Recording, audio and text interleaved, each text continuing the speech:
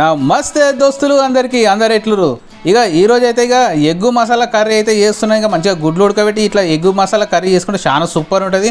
ఇక ఫస్ట్ అయితే ఒక గిన్నె తీసుకొని గిన్నెలో 6 గుడ్లు తీసుకొని ఇక స్టవ్ ముట్టించేసి అలా ఇంత ఉప్పు వేసి ఇక గిన్నె పెట్టేసి ఇక ఉల్లిగడ్డలు, టమాటాలు, పచ్చిమిరపకాయలు, కొత్తిమీర కట్ట, ఒక 2 అల్లం ముక్కలు, 2 ఎల్లిపాయ ముక్కలు తీసుకొని ఇక ఫస్ట్ అయితే ఉల్లిగడ్డలు మంచిగా కట్ చేసుకొని, టమాటా కూడా కట్ చేసుకొని, పచ్చిమిరపకాయలు కూడా కట్ చేసుకొని పెట్టుకోవాలి.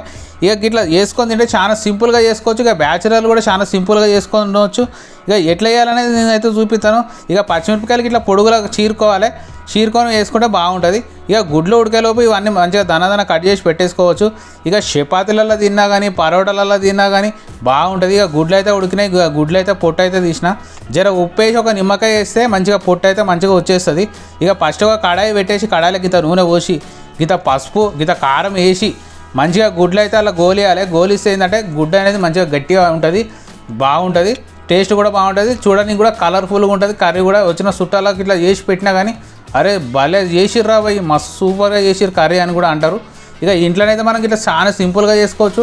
ఇక ఫస్ట్ అయితే ఒక కడాయి పెట్టేసి నూనె పోసి జీలకర్ర ఆవాలు వేసేసి ఇక పచ్చిమిరపకాయలు, కరివేపాకు, ఉల్లిగడ్డలు వేసి మంచిగా ఒకసారి కలిపేసుకొని ఇక గిత పసుపు వేసుకొని మంచిగా కలుపుకొని ఇక అల్లం ముక్కలు ఉంటాయి కదా, అల్లం ముక్కలు, ఎల్లిపాయ ముక్కలు వేసుకుంటే చాలా బాగుంటుంది. ఇక తర్వాత టమాటా వేసేసి ఇంత ఉప్పు వేసేసి మంచిగా ఒకసారి కలిపేసుకొని అటు ఇటు తిప్పేసుకొని ఒక 5 నిమిషాలు మంచిగా మగ్గాలి. మగ్గినాక కారము, గరం మసాలా, ధనియాల పొడి, ఇంత ఉప్పు వేసుకుంటే చాలు.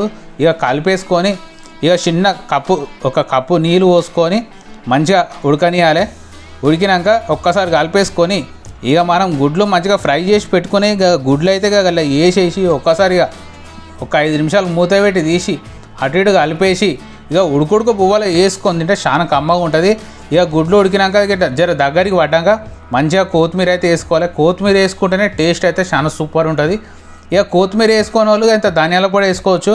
ఆల్రెడీ నేను ధనియాల పొడి, గరం మసాలా కూడా వేసిన. ఇక ఉడుకుడుకు పువ్వులు వేసుకొని ఇక 2 గుడ్లు పెట్టుకొని తింటే ఉన్నది ఆహా సూపరు. ఇక మంచి వంటకాలతో ఇక వస్తూనే ఉంటాను. ఇక ఒక ముద్ద కలుపుకొని మంచిగా కారం మంచిగా ఒక ముద్ద తింటే ఆహా సూపర్ ఉంది. ఇక అన్నం ముద్ద ఒక ముద్ద తినేసి గుడ్డు కొరుక్కొని తింటే ఆహా అద్భుతం. ఇక మంచి కుకింగ్ వీడియోలతోనైతే ఇక వస్తుంటా. జర లైక్, షేర్, సబ్స్క్రైబ్ కొట్టూరి. మళ్ళీ కలుద్దాము. మీ Laxman. Thank you for watching.